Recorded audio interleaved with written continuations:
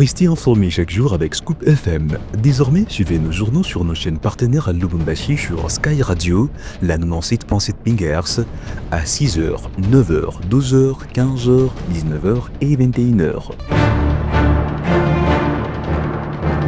Suivez-nous également sur la radio communautaire Moïseni chaque jour à 9h05, 10h03 et 21h juste. Le journal du Scoop FM passe aussi sur Kipushi 24 Radio à 8h30, 12h30, 16h juste, 18h30 et 21h30. Retrouvez-nous également sur Vox Congo. Téléchargez dès maintenant l'application Vox Congo pour rester informé en temps réel.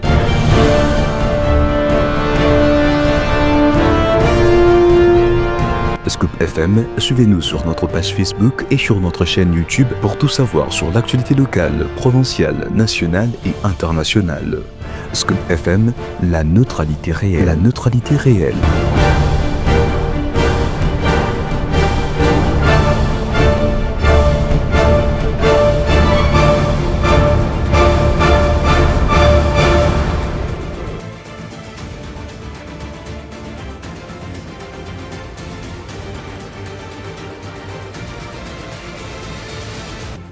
Très heureux de vous savoir nombreux branchés sur les ondes des Scoop FM afin de suivre votre édition du journal. Mesdames et messieurs, bonjour et bienvenue à cette édition d'information sur votre radio. Gédéon Kassongo, je suis à la présentation supervisée par Christian Mouchampa. Tout de suite, les titres. La conférence épiscopale nationale du Congo, 5 ans en sigle, a réagi via son secrétaire général, Monseigneur Donatien Cholet, aux propos tenus par le ministre national des Transports et des Communications, Jean-Pierre Bemba Gombo, lors de son passage sur les plateaux du Top Congo, lundi 9 juin 2025, accusant les évêques d'être des mèches avec certaines grandes figures politiques de la RDC pour évincer le président Félix Tshisekedi avant 2028. Vous aurez à suivre au cours de ces journaux les secrétaires général, Monseigneur Donatien Cholet, dans cette édition du journal. Et aussi bras de fer dans l'appareil judiciaire en RDC, 24 heures seulement après l'introduction des nouveaux réquisitoires à la chambre basse du Parlement par les procureurs généraux près la Cour de cassation Firmin Vondé, afin d'obtenir l'autorisation d'une poursuite judiciaire à l'encontre du ministre national de la Justice et garde des Sceaux, soulignant que les résultats des auditions du ministre n'ont fait que renforcer le fait mis à sa charge. Constant Mutamba a dans une correspondance récusé Firmin Vondé d'un acharnement et d'un règlement des comptes politiques. Les détails sont également à suivre au cours de cette édition du journal. C'est tout pour les sommaires. Mesdames et messieurs, encore une fois de plus, bienvenue.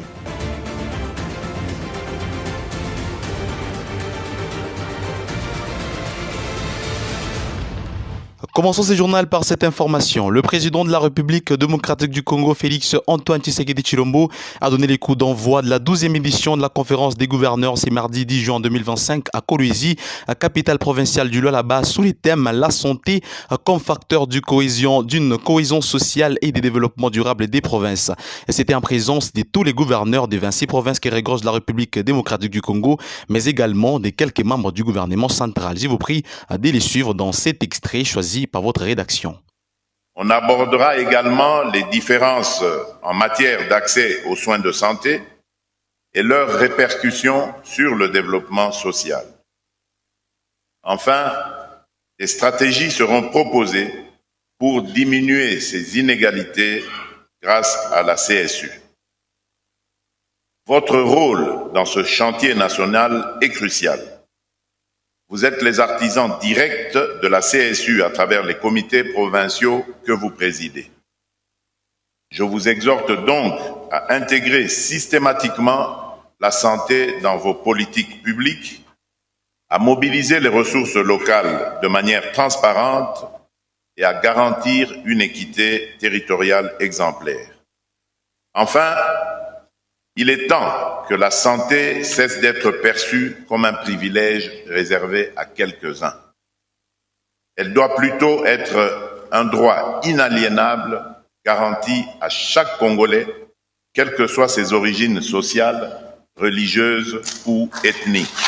Ensemble, redonnons à chaque Congolais la dignité d'un accès équitable aux soins. Ensemble, bâtissons des provinces fortes, solidaires et prospères. Dans la suite de l'actualité, les chefs de l'État congolais a inauguré mardi le nouveau siège provincial de la Commission électorale nationale indépendante CENI à Kolwezi, capitale provinciale du Lualaba, dans les sud-est de la République démocratique du Congo. Plus de détails avec Armel Mutombo. Le nouveau siège provincial de la Commission électorale nationale indépendante à Kolwezi a été inauguré ce mardi 10 juin par le président Félix Tshisekedi. Après avoir ouvert les travaux de la 12e conférence des gouverneurs, mardi à Kolwezi, le président de la République Félix-Antoine Tshisekedi Tshilombo a fait le déplacement de la commune de Dilala pour l'inauguration du nouveau bâtiment provincial de la Commission électorale nationale indépendante. Il s'y est dénoté que cet immeuble de type R+1 comprend 3 bureaux, une grande salle de réunion au rez-de-chaussée, une salle de réunion au premier niveau, un entrepôt, une salle de formation et autres compartiments utilitaires. En sa qualité de vice-doyen du collectif des gouverneurs, Jacques Yaboula Katoué, gouverneur de la province du Haut-Katanga, a au cours de cette première journée de la conférence des gouverneurs fait la lecture du mémorandum articulé autour de l'adhésion des provinces aux victoires du président de la République sur divers fronts face à la guerre d'agression menée par le Rwanda. Je vous prie de l'écouter dans cet extrait choisi par votre rédaction. À l'occasion de l'ouverture de cette 12e session de la conférence des gouverneurs qui se tient dans cette belle ville de Kolwezi, sous votre leadership inégalé, les gouverneurs des provinces vous félicitent pour toutes les victoires remportées sur divers fronts, notamment devant le Conseil des droits de l'homme et le Conseil de sécurité des Nations unies, pour les avancées significatives observées dans la recherche des solutions face à la guerre injuste imposée à notre pays et pour la réunification du territoire national. Les gouverneurs des provinces constatent l'inexécution de la très grande majorité des recommandations des précédentes sessions de la conférence des gouverneurs. Quelques-unes sont épinglées ici. La non-opéralisation de la Caisse nationale de péréquation, organe pourtant institué pour corriger progressivement les inégalités entre les provinces et entre les entités territoriales décentralisées. Ce point est le premier objectif de l'axe stratégique 533 du programme d'action du gouvernement,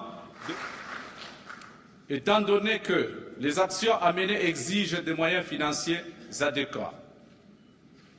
3. La tendance pour certaines assemblées provinciales de déstabiliser les exécutifs provinciaux par l'usage abusif d'émotions.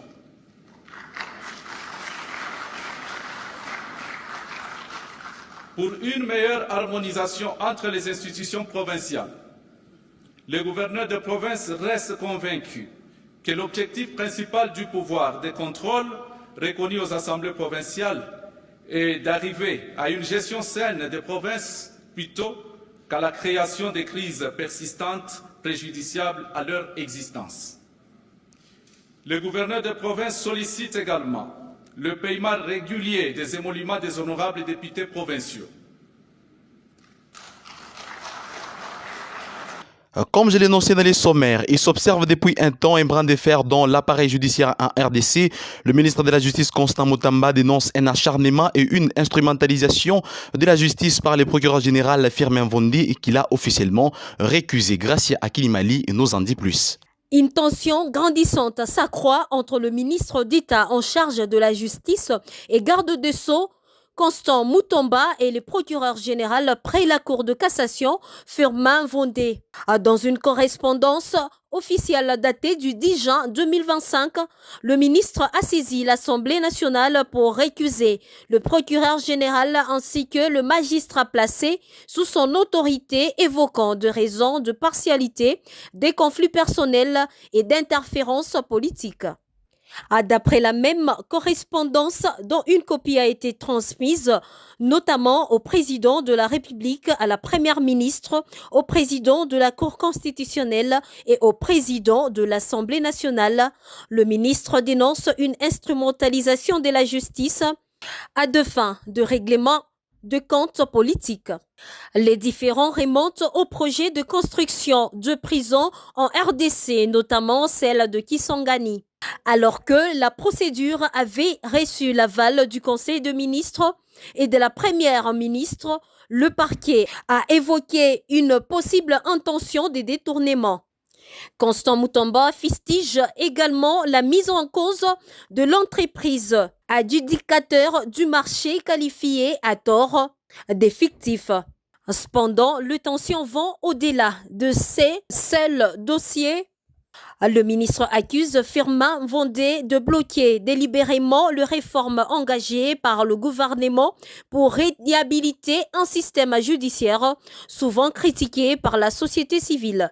Pour la petite histoire, en novembre dernier de l'année 2024, le ministre en charge de la justice, Constant Mutomba, avait lancé donc une enquête contre le procureur général près la Cour de cassation pour achat immobilier à Bruxelles, ainsi qu'un audit lancé en février 2025 sur le fonds alloué au fonctionnement de parquet. La conférence épiscopale nationale du Congo, CENCO en sigle, dit avoir suivi avec stupéfaction le propos qu'il qualifie de discourtois et menaçant du vice-premier ministre et ministre des Transports et des Communications, Jean-Pierre Bemba Gombo, lors de son passage sur les plateaux des Top Congo ce lundi 9 juin 2025, où il a affirmé que les évêques sont des mèches avec certaines grandes figures politiques de la RDC pour évincer le président de la République, Félix Tshisekedi, avant en 2028. Je vous prie de suivre là Monseigneur Donatien Cholet, secrétaire général de la CENCO, dans cet élément. Mise au point du secrétariat général de la CENCO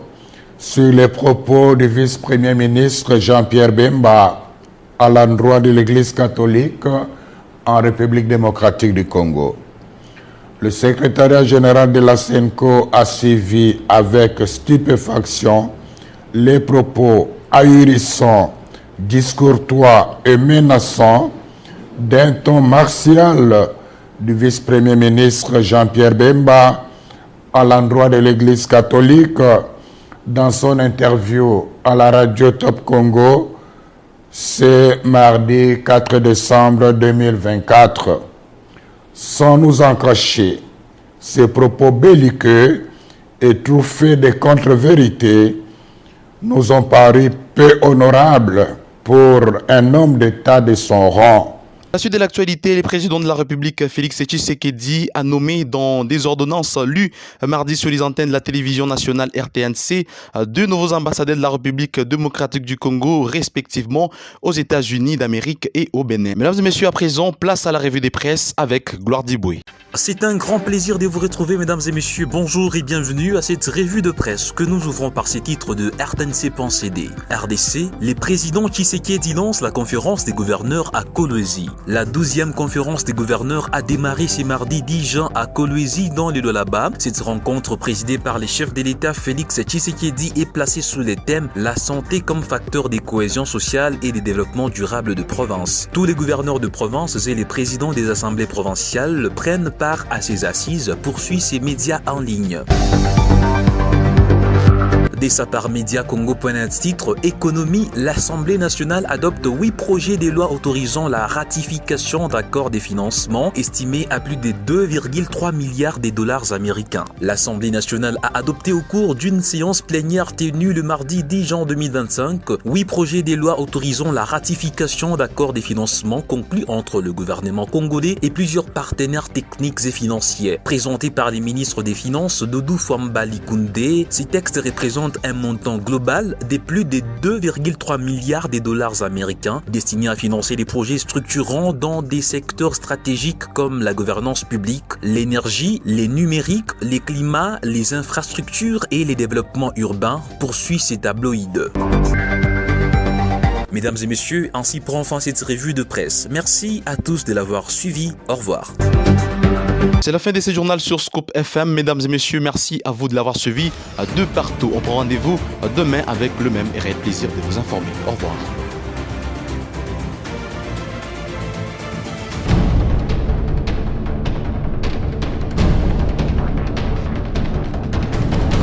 Restez informés chaque jour avec Scoop FM. Désormais, suivez nos journaux sur nos chaînes partenaires à Lubumbashi sur Sky Radio, la 97.7 MHz, à 6h, 9h, 12h, 15h, 19h et 21h. Suivez-nous également sur la radio communautaire Moïseni chaque jour à 9h05, 10h03 et 21h juste. Le journal du Scoop FM passe aussi sur Kipushi 24 Radio à 8h30, 12h30, 16h juste, 18h30 et 21h30. Retrouvez-nous également sur Vox Congo. Téléchargez dès maintenant l'application Vox Congo pour rester informé en temps réel.